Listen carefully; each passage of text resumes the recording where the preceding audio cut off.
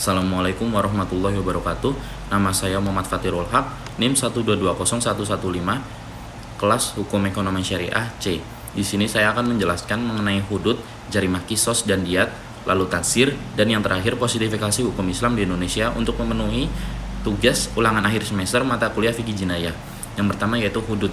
Hudud merupakan suatu perbuatan pidana di mana bentuk dan batas hukumannya telah ditentukan dalam Al-Quran dan Sunnah Nabi. Lalu unsur jarimah hudud yaitu yang pertama unsur formal, yaitu adanya ketentuan syarat yang menyatakan bahwa perbuatan yang dilakukan merupakan sesuatu yang dapat dihukum atau adanya nas yang mengancam. Lalu yang kedua unsur material, yaitu adanya perilaku yang membentuk jarimah yang berupa perbuatan melawan hukum. Lalu yang ketiga unsur moral. Unsur moral yaitu pembuat tindak pidana haruslah orang yang dapat mempertanggungjawabkan. Lalu macam-macam jarimah. Yang pertama hudud jarimah zina. Sanksi hukumannya didera 100 kali dan pengasingan selama 1 tahun bagi pezina yang belum berkeluarga. Jika sudah berkeluarga, hukumannya itu dirajam. Lalu jarimah menuduh zina, jika hukuman pokoknya itu didera 80 kali dan jika hukuman tambahan tidak diterima persangsiannya. Lalu jarimah pencurian, sanksinya ganti rugi dan potong tangan. Lalu perampok, sanksi hukumannya itu potong tangan kanan dan potong kaki kiri. Lalu homer itu 80 kali cambukan. Lalu murtad itu termasuk dalam kategori 7 dosa besar, jadi boleh dibunuh. Lalu pemberontakan. Yang kedua adalah jarimah kisos. Jarimah kisos adalah memberikan perlakuan yang sama kepada terpidana sesuai dengan tindak pidana yang dilakukan. Hukumnya wajib dijalankan oleh pemerintah ketika kasus tersebut diangkat oleh mustahik al-kisos. Lalu dasar hukum kisos Quran surat Al-Baqarah ayat 178. Lalu ijma umat Islam, hadis Nabi dan rasional. Jarimah diat adalah pembayaran ganti rugi atas tindak pidana terhadap tubuh dan jiwa. Lalu macam-macam jarimah kisos dan diat yaitu pembunuhan sengaja, lalu pembunuhan sengaja dan tidak sengaja, lalu pencederaan sengaja dan tidak sengaja. Sanksi jarimah kisos dan diat.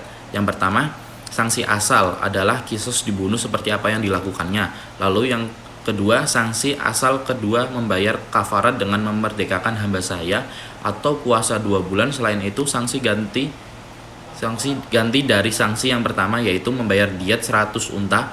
Bagi pembunuh laki-laki dibolehkan juga 100 dinar pembayaran ganti rugi atas tindak pidana terhadap tubuh dan jiwa.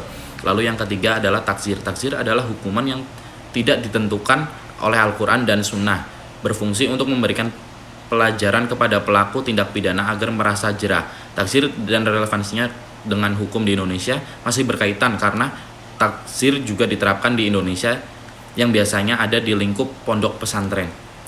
Lalu yang keempat, reformasi dan posidifikasi hukum Islam di Indonesia adalah perubahan secara statis untuk perbaikan di bidang hukum dalam suatu masyarakat atau negara. Beberapa konsep reformasi dan posidifikasi hukum Islam di Indonesia yaitu pemajuan dan perlindungan hak asasi manusia, mekanisme kontrol yang efektif, aparatur penegak hukum yang profesional. Lalu sejak Indonesia merdeka, negara telah memberikan respon terkait dengan pemberlakuan syariah Islam. Meski masih bersifat terbatas dan terkait urusan privat, misalnya hal-hal terkait dengan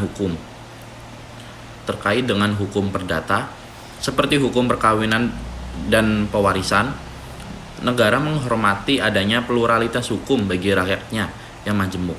Lalu sejalan dengan prinsip Bhinneka Tunggal Ika, pemerintah juga merespon undang-undang tentang hukum terapan pengadilan agama. Undang-undang ini merupakan upaya mentransformasikan kaidah-kaidah hukum Islam sebagai hukum yang hidup di dalam masyarakat dan menjadi hukum positif di Indonesia. Berikut penjelasan yang bisa saya paparkan.